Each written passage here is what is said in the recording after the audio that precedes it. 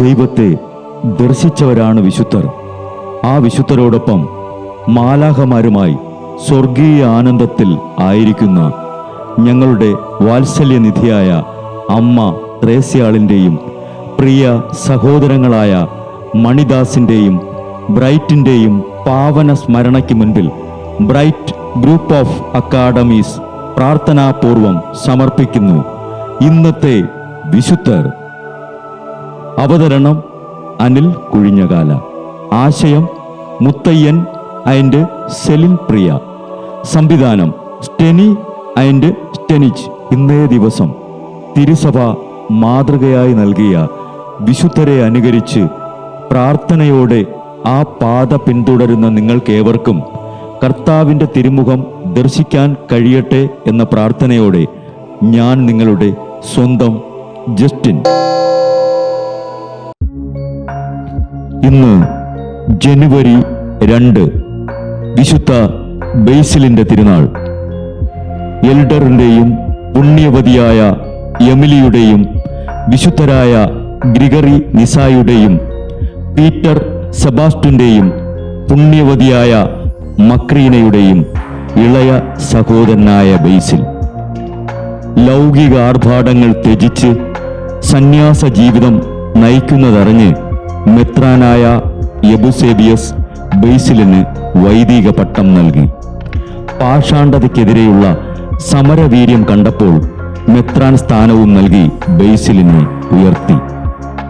സഭാപിതാവായി തീർന്ന ബേസിലിൻ്റെ എളിമയും ഊർജ്ജസ്വലതയും മനോദാർഢ്യവും വാക്ചാതുര്യവും കണ്ട് പ്രീഫെക്റ്റ് പാഷാണ്ഡികൾക്ക് ദിവ്യകാരുണ്യം നൽകാൻ നിർബന്ധിച്ചു.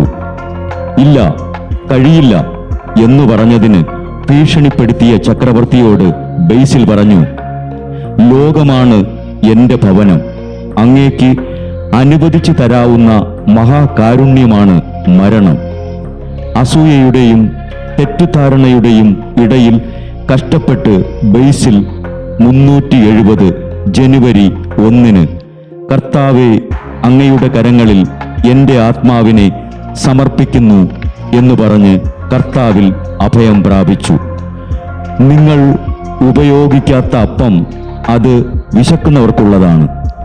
വെറുതെ നിങ്ങൾ സൂക്ഷിച്ചിരിക്കുന്ന വസ്ത്രങ്ങൾ അത് നഗ്നർക്കുള്ളതാണ്.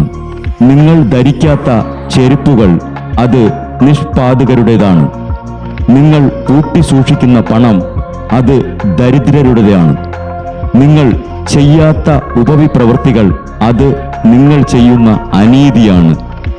പൗരസ്ത്യ സന്യാസികളുടെ പിതാവായ വിശുദ്ധ ബേസിലെ, ഈ ദിവസം മുഴുവൻ ഉപവിപ്രവൃത്തികൾ ചെയ്യാനും ഉള്ളതും ഉള്ളവും മറ്റുള്ളവർക്കുമായി പങ്കുവയ്ക്കാനും ഞങ്ങൾക്ക് വേണ്ടി അപേക്ഷിക്കണമേ.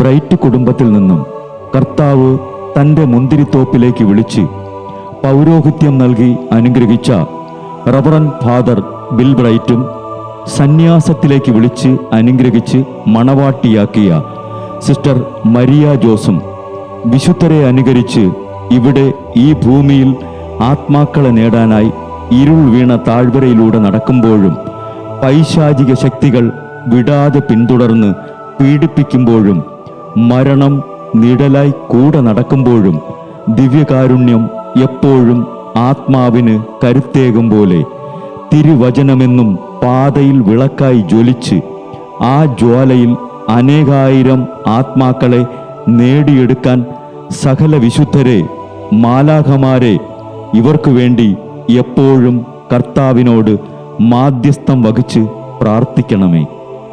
അനുദിന വിശുദ്ധർ നടന്ന വഴിയെ നടക്കുന്ന ഇവർക്ക് പിന്നാലെ കൽപ്പനകൾ പാലിച്ച് കരുത്തോടെ നടക്കുന്ന ഞങ്ങളും ഞങ്ങളുടെ പ്രിയപ്പെട്ടവർക്ക് അരികിലെത്തി നിത്യസൗഭാഗ്യം പങ്കിടാൻ അനുഗ്രഹമരുളണമെന്ന് കർത്താവെ, അങ്ങയോട് ഞങ്ങൾ പ്രാർത്ഥിക്കുന്നു.